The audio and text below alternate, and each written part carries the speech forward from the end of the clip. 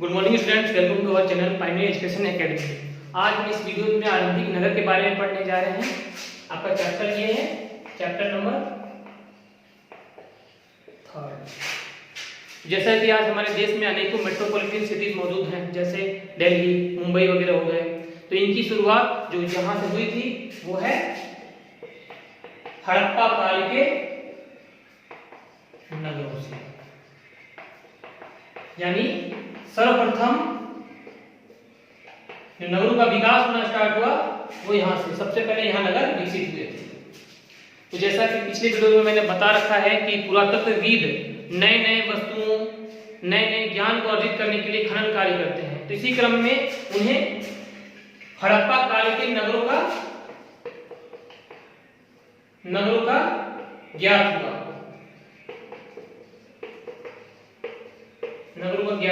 उन्होंने क्या देखा कि एक योजनाबद्ध नगर का अवशेष उन्हें प्राप्त हुआ। देखा कि एक ईंटें क्रमबद्ध रूप में सचे हुए हैं, भवन है एकदम प्लानिंग के साथ निर्मित किए गए हैं।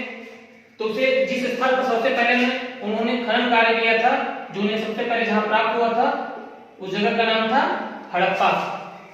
तो यही कारण है कि इस काल के जो भी अन्य नगर थे जो उन्हें बाद में प्राप्त हुए, उन्होंने इसे हड़प्पा सभ्यता के अंतर्गत ही रखा, इसके अंतर्गत ही उन्हें रखा। इसका नामकरण हड़प्पा सभ्यता कर दिया गया। आगे हम लोग जानने जा रहे हैं इस काल के नगरों की विशेषता। इस काल के जो नगर थे वो दो पार्ट में बने थे। जैसे एक छोटा पार्ट था जो कि ऊंचाई पर स्थित था, दूसरा बड़ा पार्ट था जो कि निचले जगह पर स्थित था। तो इसे क्या बोला जाता था? निचला नगर। ये क्या था? बड़ा था। ये नगर दुर्ग। छोटा था, ऊंचाई पर स्थित था। लेकिन दोनों में समानता थी। वो क्या थी कि दोनों चार दीवारी से घिरा हुआ था। दोनों क्या था? चार दीवारी से घिरा हुआ था। ये चार दीवारी मजबूत ईंट और प्लास्टर से निर्मित था। जैसे आज हम लोग सुनते हैं ना, हम एक एडवर्टाइजमेंट सुनते हैं अंबुजा सीमेंट का कि जोड़ ऐसा जो टूटे नहीं। तो ये वैसा ही जोड़ था, ईंट और प्लास्टर का, जो आज तक मौजूद था। उनके अवशेष प्राप्त हुए हैं पुरातत्वविदों को। ये हो गया। आगे हम लोग नगर दुर्ग के बारे में पढ़ने जा रहे हैं कि यहाँ हमें क्या क्या प्राप्त हुए नगर दुर्ग के बारे में। यहां लोगों को प्राप्त हुआ है स्नानागार और अन्नागार। नगर दुर्ग में जनरली सामान्यतः कौन से लोग रहते थे? जो शासक वर्ग हो गए, पुरोहित वर्ग हो गए, मतलब संपन्न लोग यहाँ रहा करते थे। इनकी जनसंख्या कम थी, इनके अनेक सुविधाएं प्राप्त हुई। इनके लिए अनेक विशेष भवनों का निर्माण किया गया था। उसी में था एक स्नानागार।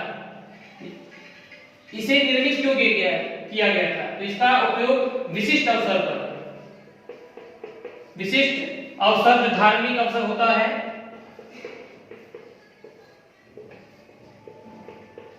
उसके लिए इसका निर्माण किया गया था। तो इसका बता देते हैं। जैसे ये स्नानागार हो गया, तो इसमें उतरने के लिए दो ओर से सीढ़ी बनाई जाती थी। और क्या किया जाता था? इसके चारों कमरों का निर्माण किया गया था, ताकि जब लोग नहा ले उन्हें कपड़े बदलने में आसानी हो।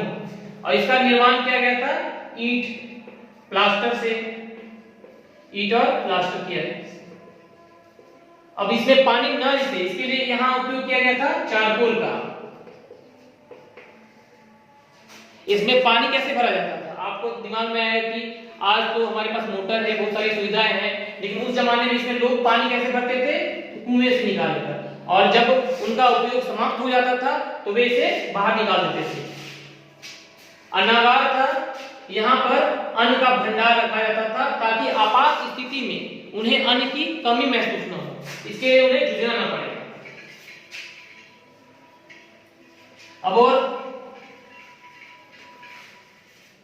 ये नगर दुर्ग कौन से शहर का नगर दुर्ग था? मोहनजोदड़ो का था नगर दुर्ग। ये भी क्या है? हड़प्पा कालीन एक नगर है। अब दूसरा हम नगर देख लेते हैं और अन्य नगर, लोथल, कालीबंगा। यहाँ कौन से अवशेष और कौन सी संरचना मिली है? अग्निकुंड मिला है यहाँ से, जिससे पता चलता है कि यहाँ यज्ञ किया जाता था। चलिए अब आगे बढ़ते हैं। अगला टॉपिक है भवन, नाले और सड़क। जो हड़प्पाकालीन नगर है उनकी एक विशेषता थी कि वो किसी भी नगर का निर्माण करने से पहले उसका योजना बनाते थे, योजनाबद्ध तरीके से उस शहर का निर्माण करते थे, ताकि आने वाले समय में यदि वहां की जनसंख्या भी बढ़ जाती है तो उन्हें कोई समस्या न हो। जैसे ये मान लीजिए ये रोड हो गया, तो जितने भी रोड थी, सड़कें थी, वो एक दूसरे का कितने प्रकार की थी? समकोण प्रकार की थी। जैसे यहाँ पर एक और कोई रोड निकालना, कैसे? रोड इस प्रकार से नहीं होती थी, टेढ़ी मेढ़ी नहीं होती थी। ये रोड थी वो समकोण प्रकार की थी। दूसरा, जितने भी भवन निर्माण किए जाते थे, जैसे यहाँ भवन निर्माण किए गए, तो इनका जो गेट होता था वो रोड के साइड नहीं होता था, उनका जो गेट था वो पीछे खुलता था, दरवाजा पीछे खुलता था, ताकि उनके घर में जो बच्चे हों वो यहाँ परिवहन होता था बैलगाड़ी से, उनसे दुर्घटनाग्रस्त ना हो। जो भवन थे वो क्या था? एक मंजिला या दो मंजिला हुआ करते थे। दूसरा,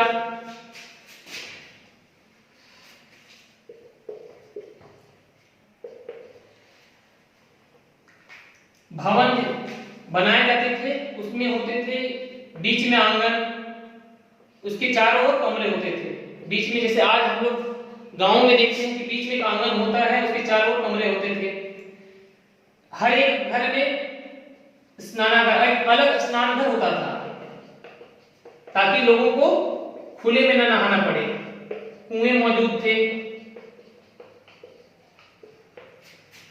बात आती है नाली की। जो हड़प्पा सभ्यता जिस चीजों के लिए अधिकांश रूप से प्रसिद्ध है वो है उसकी उत्कृष्ट जल निकासी प्रणाली। जल निकासी प्रणाली, यानी वो लोग अपने स्वास्थ्य को लेकर काफी सचेत हुआ करते थे। नालियों का निर्माण वो इस प्रकार करते थे कि पानी का ठहराव ना हो, वहां पर गंदगी न पनपे। तो ऐसे में वो क्या किया करते थे? जैसे एक घर है, सड़कें यहां से निकली, तो घर की नाली सड़क की नाली से जुड़ती थी, और ये नाली जाके कोई बड़ी नाली से जुड़ जाती थी। जैसे आज की होता है, आज का ड्रेनेज सिस्टम है, इस नाली को सीधा लाइन में बनाया जाता था, ताकि पानी का बहाव सीधा सीधा रहे और ढलान मौजूद हुआ करता था। अब इस बड़ी नाली में कुछ समय बाद यदि जमाव की स्थिति हो जाए, एक नियमित अंतराल के बाद वो क्या करते थे? साफ सफाई की व्यवस्था करते थे, मेनहोल बनाते थे, जैसा कि आज भी मौजूद होता है। ये उनके क्या है? उनके वैज्ञानिक दृष्टिकोण को प्रदर्शित करता है कि वो लोग काफी सचेत हुआ करते थे अपने निर्माण को लेकर, अपने स्वास्थ्य को लेकर, और किसी भी चीज का निर्माण करने से पहले योजना तैयार करते थे। यही कारण है कि उस समय की जितनी भी सभ्यताएं थी उनमें इनका स्थान सर्वश्रेष्ठ है। अब हम आगे पढ़ने जा रहे हैं नगरीय जीवन के बारे में, कि यहाँ जब लोग मौजूद थे नगर में, तो उनका जीवन कैसे कैसे थे, कौन कौन से लोग मौजूद थे, क्या क्या होता था। जैसे शासक वर्ग है, इन नगरों में काफी चहल पहल मौजूद रहा करती थी। शासक से भवन निर्माण में संलग्न हुआ करते थे, भवन निर्माण करवाते रहते थे। उसके बाद बहुमूल्य पत्थर और अन्य वस्तु आयात करते थे, ताकि इनकी जरूरत की जो आवश्यकता है वो पूर्ति होते रहा। अब शिल्पकार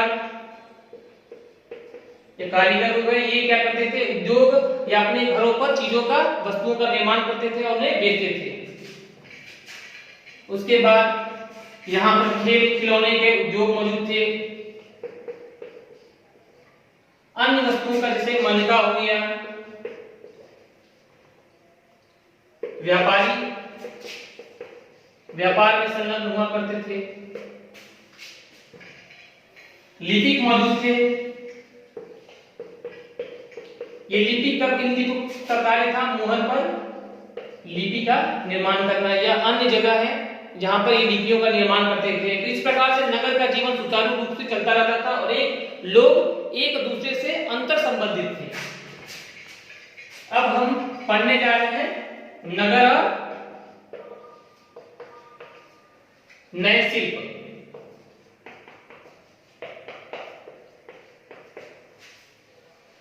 कि इस काल में जो वस्तुएं हैं, जो शिल्प है, वो उनमें किन किन चीजों का प्रयोग किया जाता था उनके निर्माण में। तो वस्तुएं जो हैं वो हम देख लेते हैं। वो कौन सी वस्तुएं थी जिनसे, वो कौन से धातु थे, वो कौन सी चीज थी जिनसे वस्तुएं निर्मित थे? एक पत्थर, शंख, तांबा, कांसा, सोना, चांदी इत्यादि हो गए। तो इसमें एक जो सबसे महत्वपूर्ण चीज है वो कांसा है। यही कारण है कि हड़प्पा सभ्यता को कांस्य युग भी कहा जाता है, क्योंकि सबसे पहले जो कांसा का निर्माण किया गया था वो इसी युग में किया गया था। अब इनसे जो वस्तुएं बनाई जाती थी वो थे मनके, बाट, फलक। मनके में आपके दिमाग में आता होगा ये मनकी है क्या? जैसे आज आप माला पहनते हैं मोतियों की, जो लंबी लंबी मोतियां होती हैं उनकी माला, उसी प्रकार से पत्थर से क्या करते थे? मोती जैसा बनाते थे और उसको धागों से पिरोते थे और उसे पहनते थे। इसे मनका हो गया, इसे मनका कहते थे। बाट, जो आज हम नाप तोल के लिए लोहे का जो बाट बनाते हैं, उसी प्रकार ये पत्थर के बाट निर्मित किया करते थे। फलक भी पत्थर का लंबा लंबा टुकड़ा हुआ करता था। तो ये सारी वस्तुओं का निर्माण करते थे। अब बर्तन, इस काल के बर्तन कैसे निर्मित किए जाते थे, क्या उपयोग में लाया जाता था? तो बर्तन के लिए बर्तन को क्या किया था? मिट्टी को पकाकर लाल कर दिया जाता था, उस पर काले रंग से डिजाइन बनाया जाता था। काले रंग से क्या किया जाता था? डिजाइन।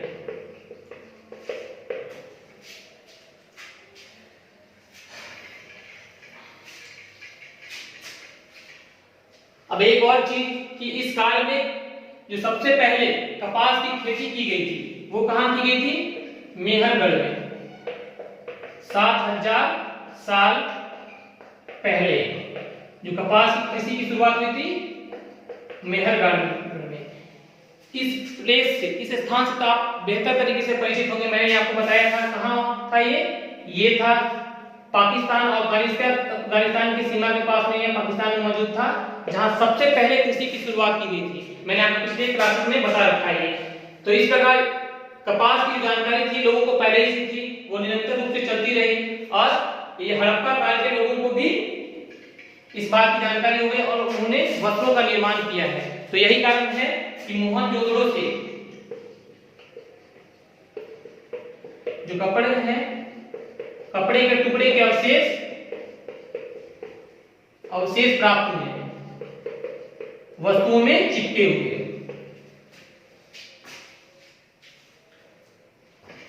अब नया और क्या प्राप्त हुआ है? तकलिया।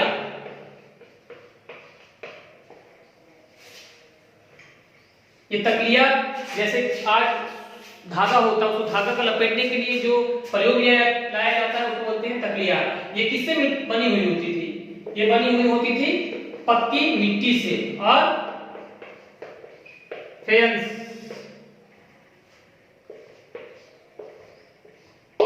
से। तो आपके मन में प्रश्न उठ रहा होगा ये फेयंस क्या है? पक्की मिट्टी तो हर कोई जानता है, ये फेयंस क्या है? तो जैसे कि प्राकृतिक वस्तुएं होती हैं और कुछ होती हैं कृत्रिम वस्तुएं। तो ये क्या है? मनुष्य से तैयार करता है, ये कृत्रिम है, आर्टिफिशियल है। इसको तैयार कैसे किया जाता था? तो बालू के या स्फटिक पत्थर, उसका चूर्ण ले लिए, उसको गोंद से मिलाए। अब क्या किए? ये मिलने के बाद इस पर एक चिकनी परत, चिकनी परत का क्या किए, निर्माण कर दिए इस पर। उसका जो रंग हो जाता था वो समुद्री रंग का हरा हो जाता था, हल्का समुद्री हरा हो जाता था और नीला दिखाई देता था। इससे क्या चीजों का निर्माण होता था, तकिया का निर्माण हुआ करता था। और ये जितने भी निर्माण थे ये सामान्य व्यक्ति नहीं निर्माण किया करते थे। ऐसा देखा जाता है कि ये इनमें बहुत ही उत्कृष्ट रूप से ये निर्मित है। ऐसा महसूस होता है कि जो इन्हें बनाने वाले थे वो अपने अपने क्षेत्र के क्या थे, विशेषज्ञ थे।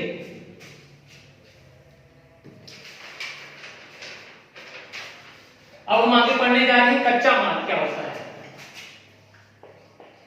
कच्चा माल क्या होता है? तो जो वस्तुएं प्राकृतिक रूप से प्राप्त होती हैं, जो हमें क्या मिलती है, प्रकृति से मिलती हैं, या फिर उसे किसी कृषक या पशुपालक उत्पादित करता है,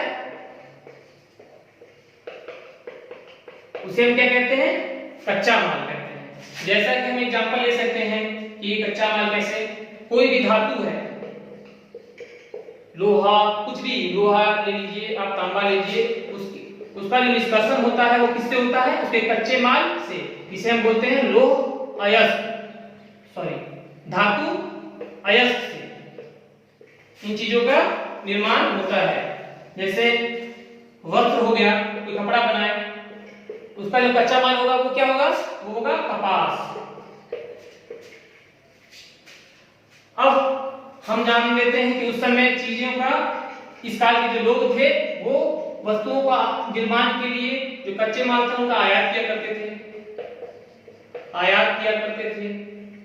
धातु का वो क्या किया करते थे, आयात किया करते थे। जैसे तांबा, तांबा कहां से आयात किया करते थे, राजस्थान, अफगानिस्तान और ओमान। ओमान कहाँ है, ये सऊदी अरब के पास में नीचे पश्चिमी एशियाई देश है। अब चीन, ईरान और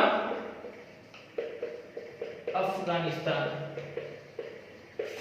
सोना, सोना कहां से लाया जाता था, कर्नाटक के कोलार गोल्ड माइन से। आपने एक मूवी देखी होगी जो हाल ही में आई KGF, ये उसी खान के बारे में बताई है उस मूवी में, कर्नाटक के कोलार गोल्ड माइंस के बारे में।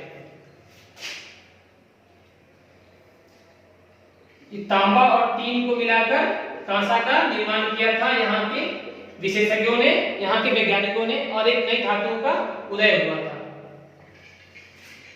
अब नगरों में रहने वाले लोगों के लिए भोजन की व्यवस्था कैसे की जाती थी?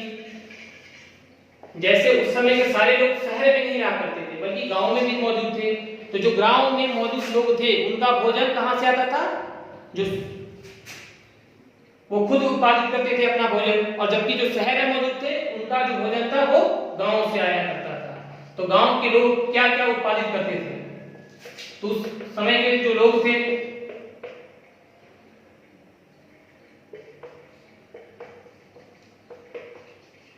गेहूं हो गया, जौ हो गया, धान हो गया, सरसों हो गया, मटर हो गया, इन चीजों का उत्पादन किया करते थे। अब इसी काल में जो खेती की जाती थी उसमें क्या किया था, हल का प्रयोग किया जाता था। लेकिन चूंकि ऐसा अनुमान लगाया जाता कि ये हल थे वो कैसे बने थे, लकड़ी के बने थे, इसीलिए इनका अवशेष प्राप्त नहीं होता था, शायद उन्हें इन्होंने खा लिया होगा। तो जो जिस पर अनुमान लगाया जाता है वो है हल की आकृति के खिलौने मौजूद हैं जो ये बताते हैं कि उस काल में खेती की जुताई की जाती थी। यह कालीबंगा है एक स्थल जो कि राजस्थान में मौजूद है, यहाँ से जुते हुए खेत प्राप्त हुए हैं। अब कृषि करते थे तो उन्हें सिंचाई की जरूरत होती होगी, तो ऐसा माना जाता है कि ये भी जल का संचय करते हुए और अपनी सिंचाई की जरूरत की पूर्ति करते होंगे। अब ये जो पशु पालन करते थे, गाय, भेड़, बकरी, इन चीजों का ये पालन किया करते थे। तो इनके भोजन की तलाश में, चारा की तलाश में क्या करते थे, एक जगह से दूसरी जगह भी जाया करते थे। और जो फल इस कार्य में जिस फल की प्राप्ति होती है वो है बैग। अब हम क्या करेंगे, गुजरात के हड़प्पा कालीन जो नगर है उनके बारे में बढ़िया से देखेंगे। तो जो पहला नगर है वो है धौलावीरा। तभी तक मैंने क्या बताया था आपको कि जो नगर है वो 2 खंड में डिवाइड थे, लेकिन यहाँ पर स्थिति अलग है। यहाँ जो नगर है वो 3 खंड में डिवाइड है। पहली बात। दूसरी, 4 दीवारी का ऊंची ऊंची 4 दीवारी का निर्माण किया गया है पत्थरों से, और उसमें बड़े बड़े प्रवेश द्वार लगाए गए हैं। क्या है? बड़े बड़े प्रवेश द्वार लगाए गए हैं। और यहाँ से जो प्राप्त हुआ है वो खुला मैदान।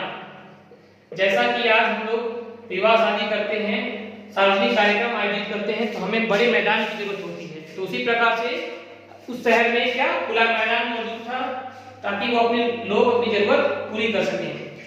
और जो हड़प्पा कालीन मोहर प्राप्त हुई है उस पर देखा गया कि बड़ी बड़ी लिपि का निर्माण किया गया है। ये बड़े बड़े मोहर हैं जिन पर हड़प्पा कालीन लिपि का निर्माण किया गया है। बाकी जो अन्य स्थल है वहां पर छोटे छोटे मोहर प्राप्त हुए हैं। अगला जो शहर है, जो अगला नगर है, उसका नाम है लोथल। ये क्या था? ये गोदीवाड़ा था, यानी बंदरगाह नगर। यहां पर मनके बनाने के केंद्र प्राप्त हुए हैं, मनका बनाने का कारखाना मिला है।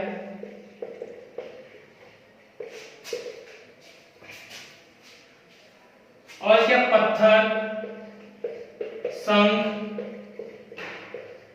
इन सबसे बने वस्तुओं का केंद्र मिला है, गोदाम मिला है, जहां पर क्या है अनेक मोहर मिले हैं, जिससे ये पता चलता है कि यह क्या था, व्यापारिक नगर था। यहां से काफी व्यापार हुआ करता था।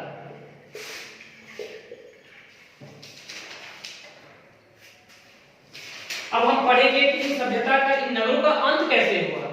आखिर ये नगर आने वाले समय में मौजूद क्यों नहीं थे? अंत। तो इसके बारे में अलग अलग धारणाएं हैं। जितने ज्यादा जो इतिहासकार हैं सबका एक अलग अलग मत है। कोई का कहना है कि प्राकृतिक आपदा आ गई जिसकी वजह से ये नगर अपने अस्तित्व को कायम नहीं रख पाए, बाढ़ आ गया, सूखा आ गया। कुछ इतिहासकारों का कहना है कि यहां पर क्या हुआ, बाह्य आक्रमण हो गया।